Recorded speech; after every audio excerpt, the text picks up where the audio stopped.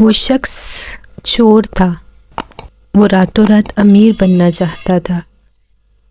اس شخص نے اللہ کی عبادت بھی کی تو ایک غلط کام کے ارادے کی نیت سے کی، لیکن ایسا کیا ہوا کہ اس کی زندگی ہی بدل کے رہ گئی۔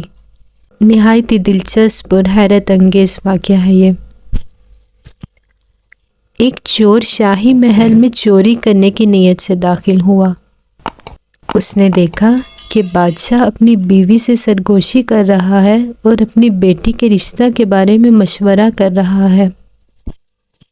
بادشاہ نے کہا، میں تو شہزادی کا رشتہ اسی شخص سے کروں گا جو نہایت ہی متقی اور عبادت گزار ہو۔ چور یہ بات سن کر لوٹ آیا اور کسی جگہ بیٹھ کر خوب عبادت کرنے لگا، یہاں تک کہ کچھ عرصہ کے بعد اس کی خوب شہرت ہونے لگی۔ یہ بات بادشاہ تک بھی پہنچی کہ شہر میں فلاں جگہ ایک عابد اور پارسا شخص ہے۔ اس نے وزیر کو رشتہ کا پیغام دے کر بھیجا۔